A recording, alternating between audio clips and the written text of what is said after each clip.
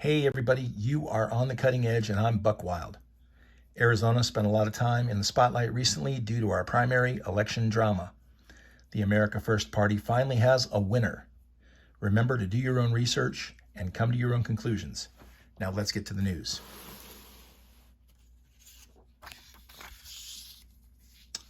From Arizona Central, my viewers in Arizona might appreciate this story. Despite constant denials, the felt tip pens that were bought specifically for this primary election can actually smear, which caused the vote to be set aside until someone can adjudicate the ballot and determine who the voter intended to vote for. This despite the protestations that this was nothing more than a conspiracy theory. Remember, everything is a conspiracy theory until it's not.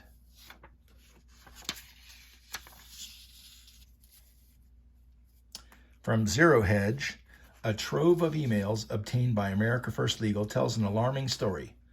The 286-page stack of correspondence reveals a cozy and daily working relationship between people in a position of power, between Twitter, Facebook, Google, the CDC, the NIH, and the WHO. They shared strategies, advertising ideas, and messaging. They talked up grants and privileges for each other, all designed to crush and exclude contrary narratives. In one page, the CDC flagged posts that it did not like, and Twitter responded. This was a period in which people were being targeted for banning by Twitter.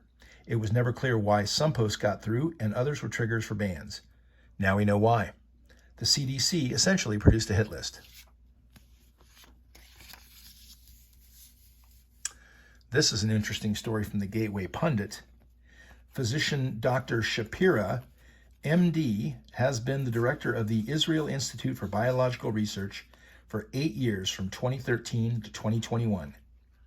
On Twitter, he shared that monkeypox cases were rare for years. Only a single case was documented in Israel recently. It was well established that the mRNA vaccines affect the immune system. A monkeypox outbreak following massive COVID vaccination is not a coincidence, he wrote. This got him banned. I suggest Google it. Herpes, chickenpox, and shingles are caused by the same virus. Remember Justin Bieber? He said that he contracted facial paralysis, which can happen when you get shingles. Read the article for yourself, folks.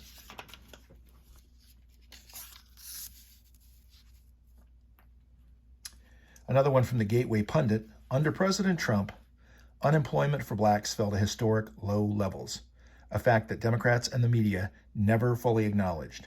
This week, Democrats, the media, and the Biden administration are bragging about the new jobs report, but failed to mention that the black unemployment rate is going up.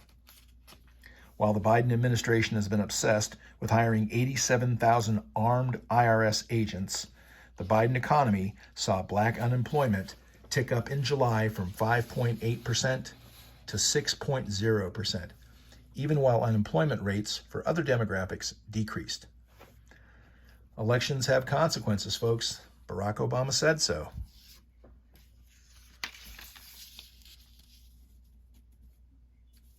Another story from Zero Hedge. KD Tour says, people don't trust us. They don't believe us. The comments were made by Katie Tour during an interview with The Hill to promote her new book. The trust in media, newspapers, and television is hitting an all-time low, she said, as she looked forlorn. People don't trust us. They don't believe us. And it makes me wonder if this job, as I'm currently doing it, is effective. But if it's doing more harm than good, she added.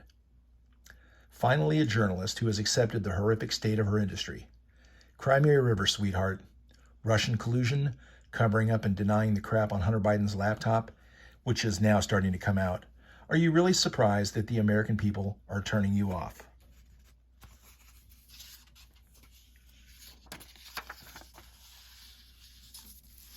Another story here from Zero Hedge. You know, the people in Brussels and Davos are not going to be going hungry and cold, but other places in the EU will be. As for the US, energy prices may not get as bad as Europe, but I suspect that food is going to become a problem before too long. And what about housing? Have you looked at the cost of trying to get an apartment?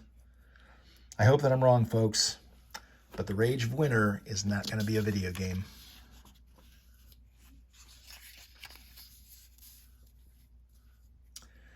From PJ Media, The U.S. Army is developing a tactical bra.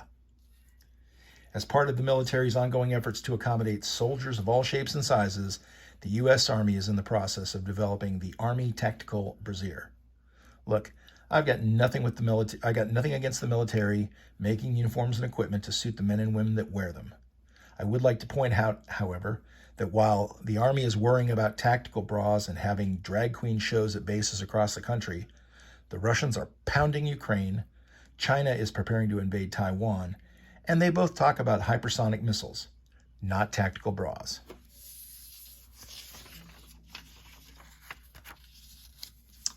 Finally, kind of lighten things up a little bit, an Italian decathlete finishes last after his junk kept falling out of his shorts.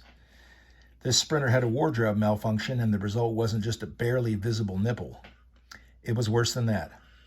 But gentlemen, you decide for yourselves if this is a blessing or a curse. Well, folks, I think as I mentioned the last one of these that I did a while back, we've been studying the book of James, and it's not a long book to go through. You can do it rather quickly, so I encourage all of you to do it.